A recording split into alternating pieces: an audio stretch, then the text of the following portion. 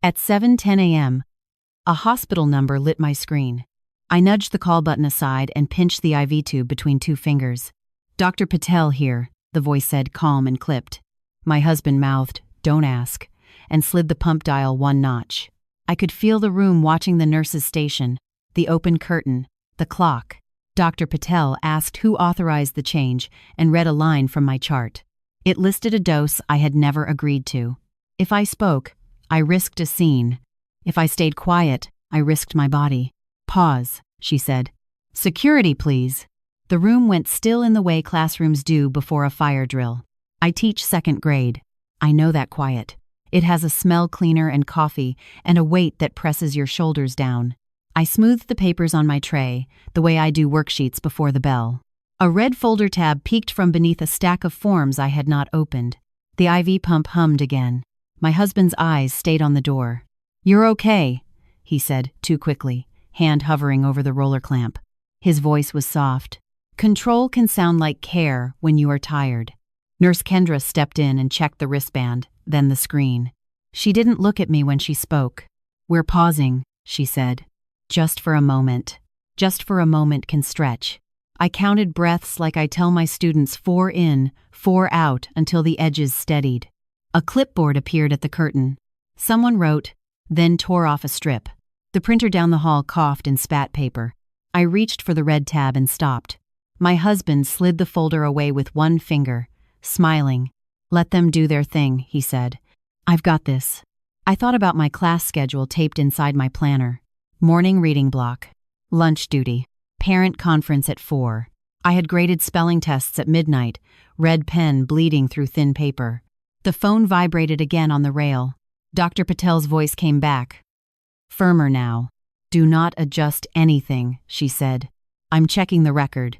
Nurse Kendra's eyes flicked to my husband's hands. He tucked them into his pockets. A receipt number sat on the corner of the tray, half covered, stamped, and gray. I didn't know what it meant. I knew only that it did not belong to me. I smoothed the papers once more and waited for the curtain to open. The pump stayed paused as footsteps gathered outside. Word count. 835 next step. Reply 1. Continue equals write. Part 2. Edit equals revise part 1. Continue part 2.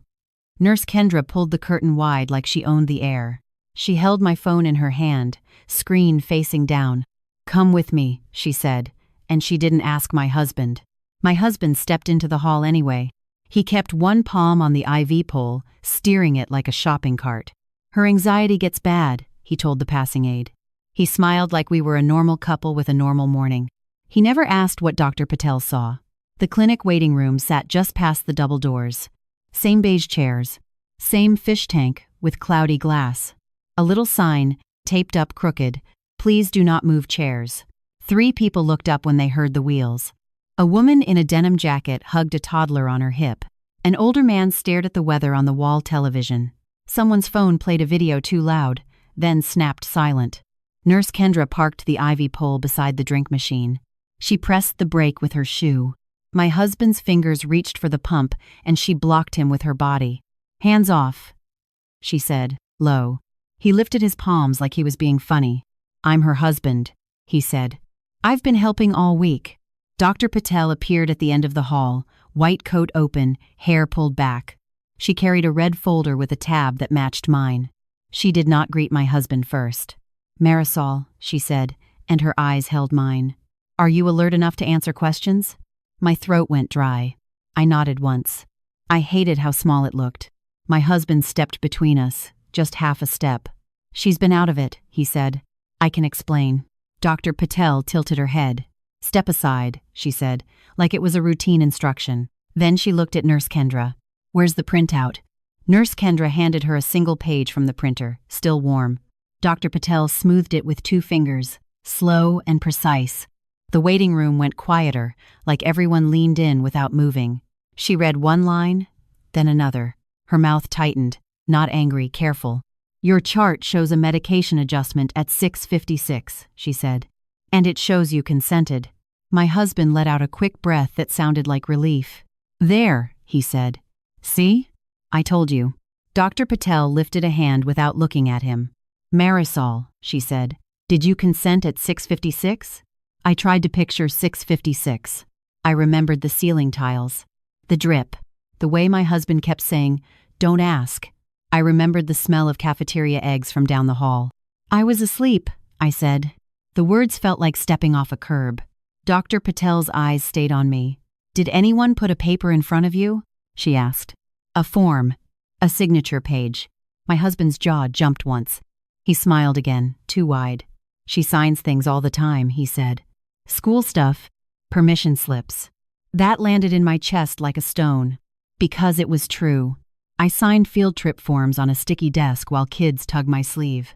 Dr. Patel slid the printout into the red folder. Then she pulled out a second page and turned it toward me. A gray stamp sat at the bottom, and a long number ran beside it. Ethics complaint receipt. 24-1-1807. I stared at the number like it might change if I blinked. My husband's hand closed around the IV pole again. Nurse Kendra tightened the brake with her foot. What is that? I asked. It means someone filed something under your name, Dr. Patel said. And it's attached to an order you didn't request. The toddler in the denim jacket, woman's arms started to whine. The older man clicked the weather channel louder, then quieter again. A teenage girl in scrubs stared at my husband like she recognized him. My phone buzzed in Nurse Kendra's pocket. She pulled it out and tapped the screen once, then twice. I saw a list of calls, stacked close together, all within minutes. Dr. Patel held out her hand. Nurse Kendra placed the phone in it. Dr. Patel didn't scroll like a curious person. She scrolled like a person checking locks. 6:42, she said. 6:44. 6:45. Her fingers stopped. My husband leaned in, voice soft again.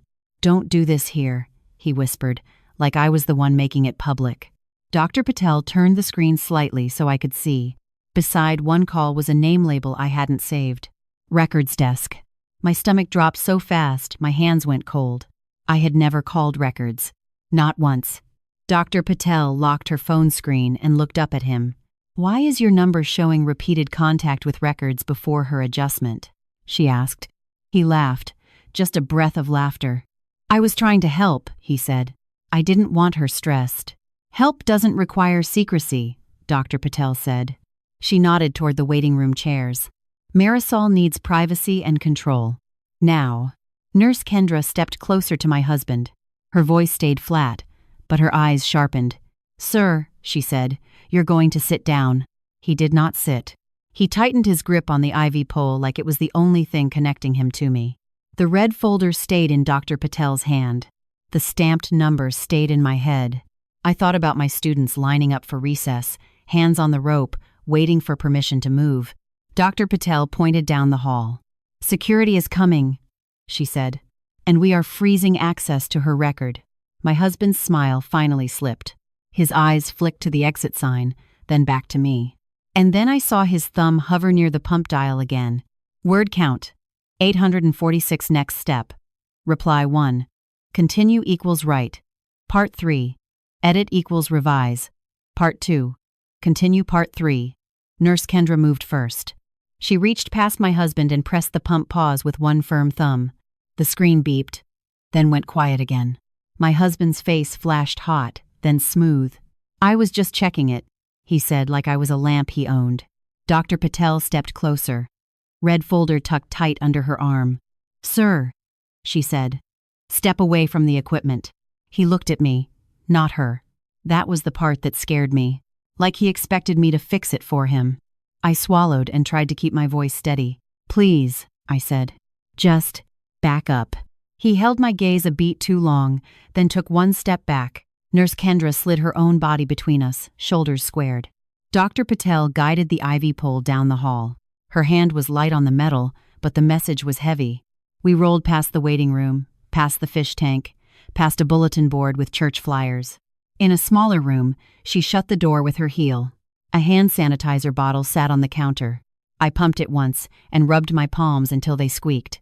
Caleb Ross arrived with a thin binder hugged to his chest. He looked younger than I expected, with tired eyes and a badge that swung when he walked. He set the binder on the counter and slid it open with careful fingers. You're the record specialist? I asked. He nodded, then looked at Dr. Patel. like he needed permission to speak. I pulled the access trail, he said, for the adjustment at 6:56. My stomach tightened again at that time. 6:56 felt like a trapdoor. Dr. Patel pulled on a pair of gloves and untapped the binder. "Show her," she said.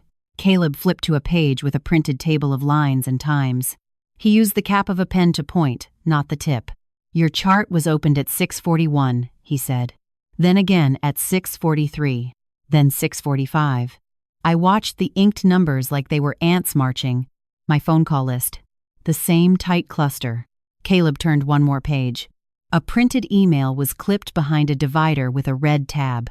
The subject line sat bold across the top. Subject: Consent override approved Marisol Vega. 6:56 a.m. My throat made a small sound I didn't recognize. Dr. Patel slid the page closer to me, slow, like she was offering a hot pan. I smoothed the paper without thinking. My fingertips shook, so I pressed them flatter. That subject line had my name in it. At the bottom, a single line was highlighted in pale yellow. Caleb tapped it once. "See that?" he said. The line read, "Authorized by Proxy Caregiver Evan Vega." Evan. My husband. Right there, clean and printed. "I never signed a proxy," I said. My voice came out thin. "I never made him that." Dr. Patel's eyes didn't soften. They sharpened. "That's why I stopped everything," she said.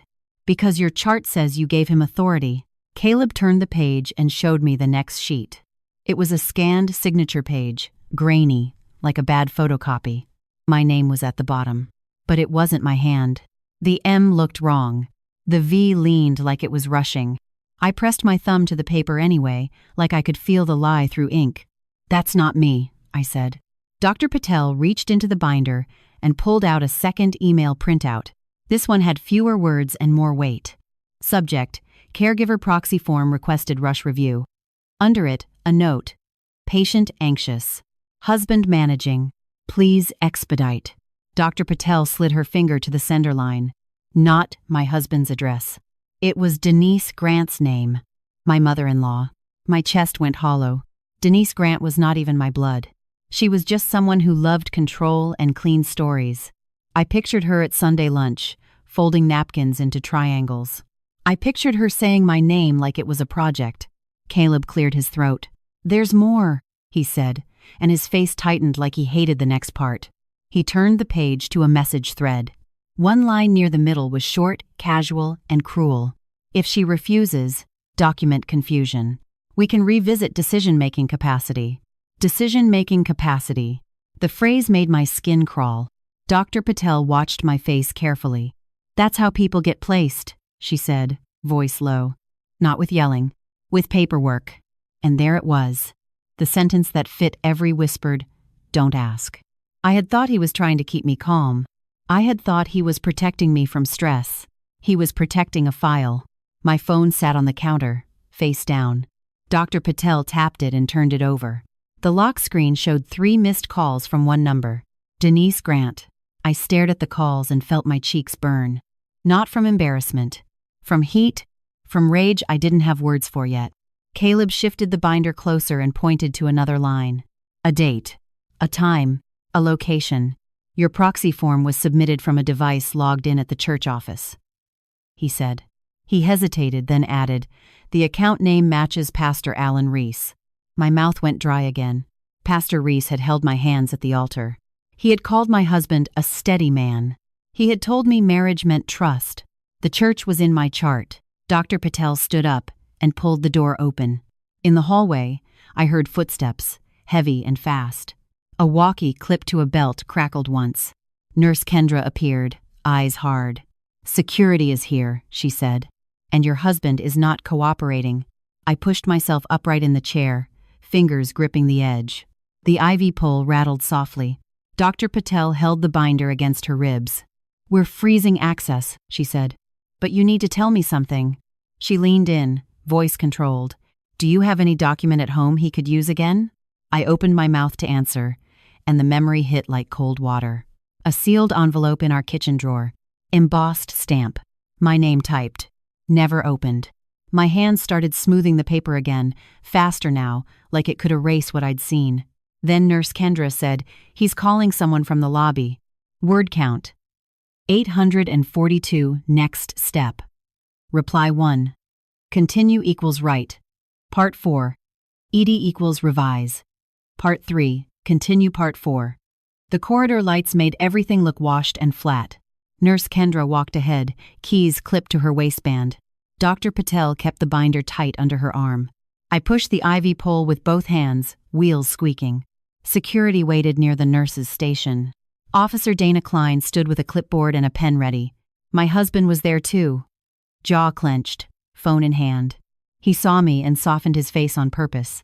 "Risa," he said, using my nickname like a towel. "Tell them it's fine. You're stressed." I didn't answer. I watched his thumb move on the screen, fast and practiced.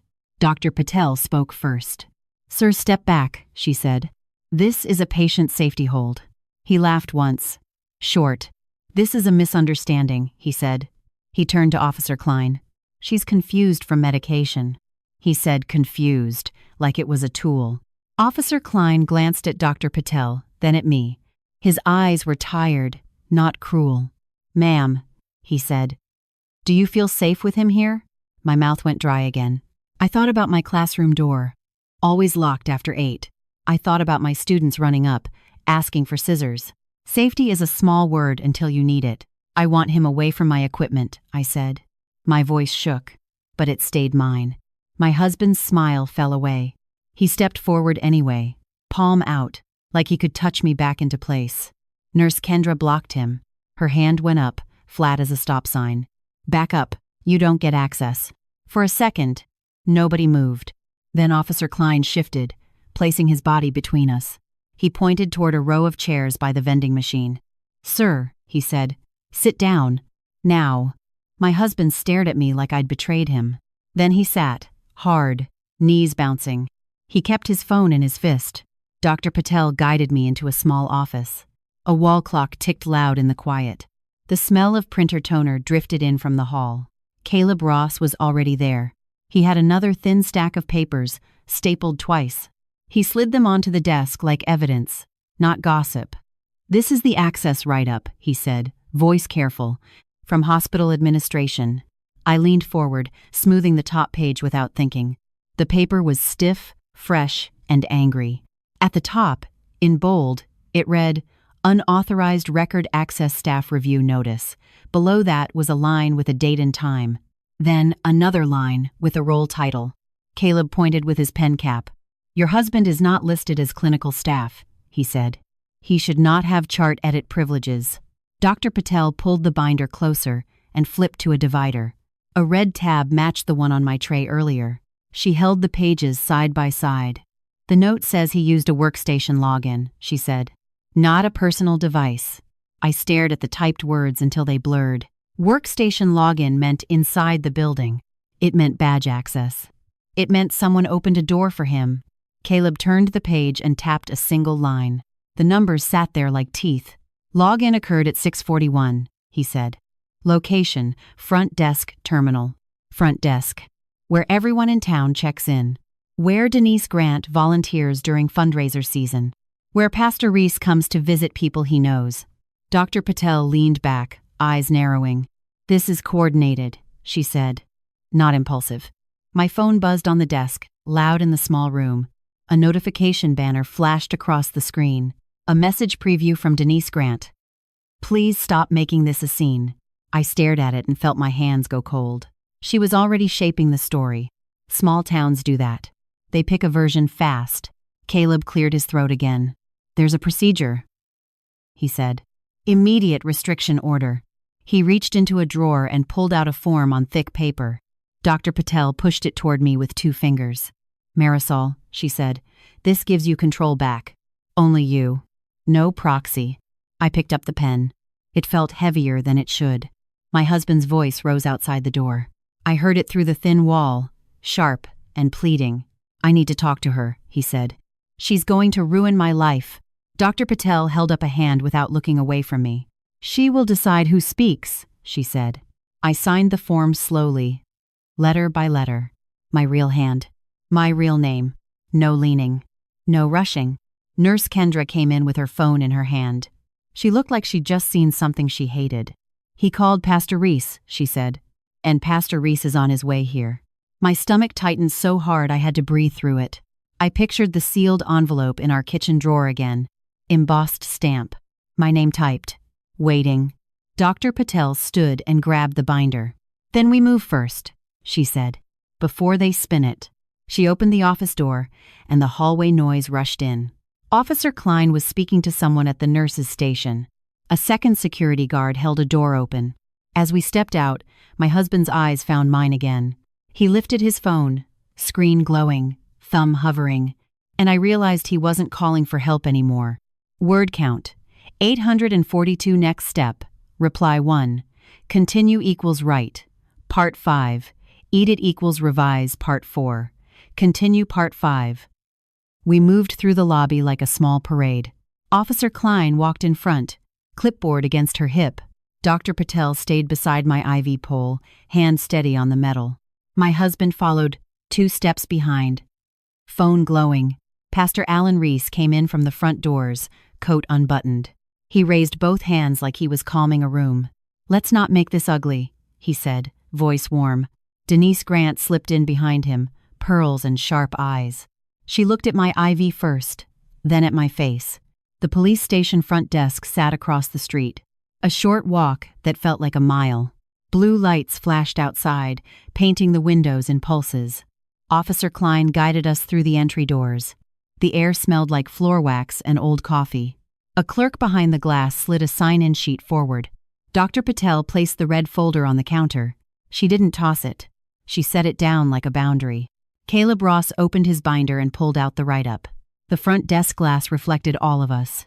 My husband leaned toward me, voice low. "Risa, stop," he whispered. "You're tired. You'll regret this." Pastor Reese stepped closer, palms open. "Marisol," he said, "you know your husband loves you." Denise nodded like that settled it. Officer Klein cleared her throat. "Ma'am," she said to me, "do you want them this close?" My chest rose and fell fast. I gripped the IV pole, knuckles pale. "I want space," I said. "And I want a record."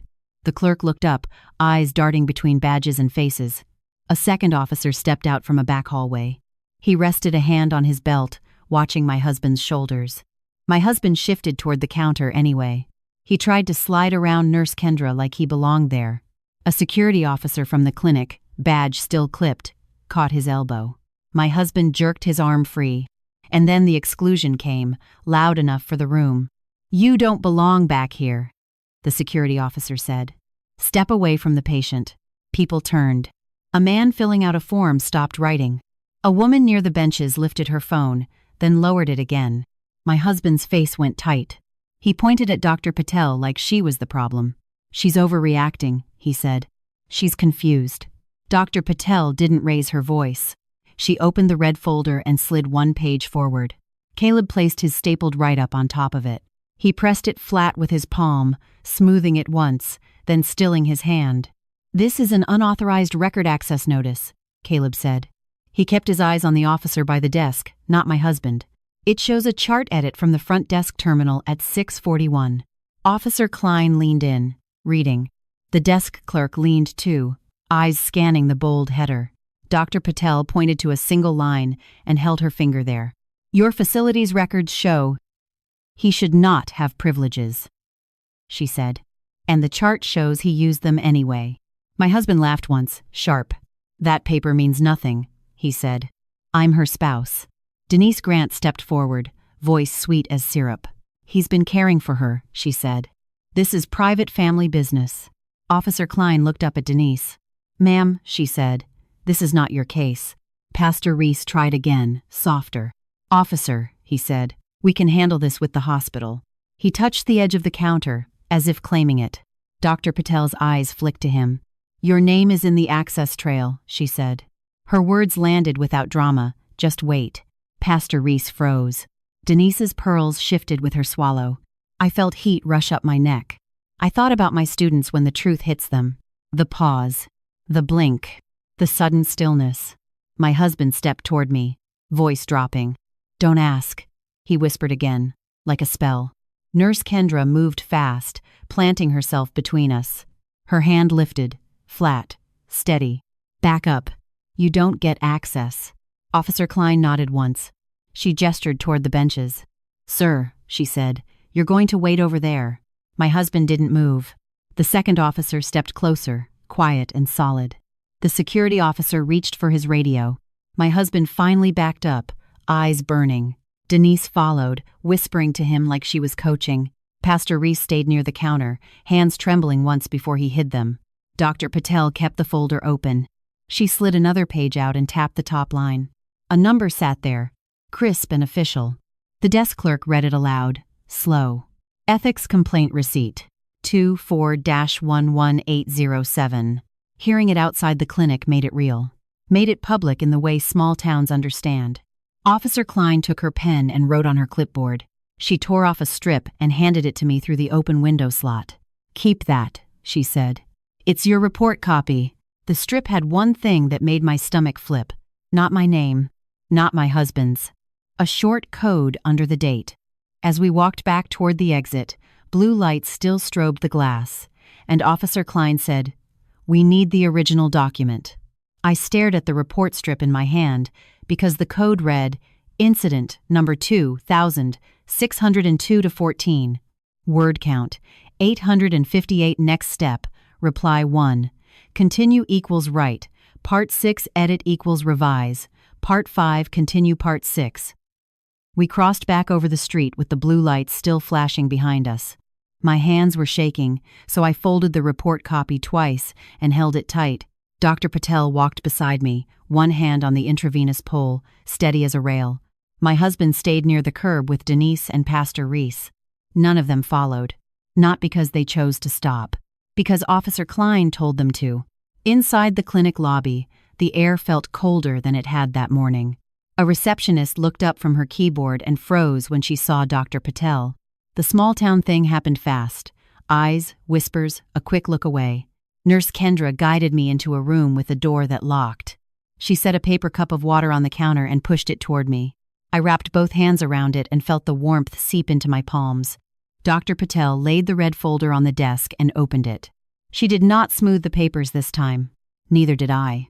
"We are holding your care until we verify every entry," she said. Her voice stayed calm, but it did not bend. "This is not punishment. This is protection." I nodded. Once. The word protection sounded different when it belonged to me. Caleb Ross came in with a small envelope sealed with tape. He placed it on the desk and slid it forward. "This is a preservation packet," he said. "Printed access trail, timestamps, email thread." He kept his eyes on the folder. Not my face, like he knew how heavy it was. Nurse Kendra picked up my phone from the tray and held it out. "I turned off notifications," she said, "but you should see this when you're ready." I took the phone and did not unlock it. Digital noise had always been a tide. Today, it felt like a weapon someone else could aim. Dr. Patel leaned in slightly. "Marisol," she said, "I need you to answer one question clearly." I swallowed. The paper cup creaked under my grip. "Do you want anyone listed as your caregiver proxy?" she asked. "Anyone at all." I pictured my husband's thumb hovering over a dial. I pictured Denise's message, "Please stop making this a scene." I pictured Pastor Reese's hands on the counter like he owned my story. "No," I said. My voice did not shake this time. "Only me." Dr. Patel nodded once, then turned to Caleb. "Lock it," she said. Caleb opened his laptop, typed, and pressed a key like he was sealing a door. He turned the screen so I could see one line, plain and final. Access. Patient only. My chest loosened by an inch. Not relief. Space. Nurse Kendra stepped to the bedside and reached for the intravenous line at my arm. "May I remove this?" she asked. I looked at Dr. Patel, then nodded. Nurse Kendra peeled the tape back slowly, careful not to pull skin. She slid the needle out in one smooth motion and pressed gauze down. I watched the clear tubing sag into a slack curve. Something in me did the same. I watched the drip stop, and my stomach unclenched. Dr. Patel took my wristband gently between two fingers. The plastic was warm from my skin. She read it once more, then looked up. "We will re-enter your orders from scratch," she said. "On paper and in the system." With you watching. I nodded again. I wanted my eyes on every line. The door opened, and Officer Klein stepped in with her clipboard. Her posture was the same, but her voice softened a notch. We documented the breach, she said. We also documented that you requested separation and control. She tore off a second strip and placed it in my hand. Her nail tapped the printed code once. Keep these copies, she said. Do not let anyone take them. I folded the strip and tucked it into my wallet behind my driver card. A small action. A new habit. Through the narrow window in the door, I saw my husband in the hallway. He stood with his phone at his ear, shoulders tight. Denise was beside him, lips moving fast. Pastor Reese hovered behind them, hands clasped like prayer could erase a login trail. My husband caught sight of me and lifted his free hand, palm up. A silent question. Come talk. Fix this. Make it normal. I didn't move. I didn't lift my hand. I didn't smooth anything. Deliberate silence can be a locked door. Dr. Patel watched my face and said, You don't owe him access. Then she turned to Nurse Kendra. Have security escort him out, she said. If he resists, document it. A few minutes later, I heard voices in the hall. Not yelling. Firm instructions. A shuffle of shoes. A door opening and closing. Then quiet. Nurse Kendra changed the sheet on the bed with practice snaps. She placed a clean blanket over my legs and tucked the corners tight. The smell of detergent filled the room. I sat back and rested my hands on my lap. No papers to smooth. No dial to watch. Just my own skin, my own breath, my own name. Outside, the town would do what it does. People would talk. Some would choose the neat story, but the record was no longer neat for them. It was time-stamped. It was documented. It was mine. I lifted my wrist and rubbed the pale rectangle where the band had been. The skin was tender, alive. And for the first time in weeks, I let my eyes close without waiting to be told.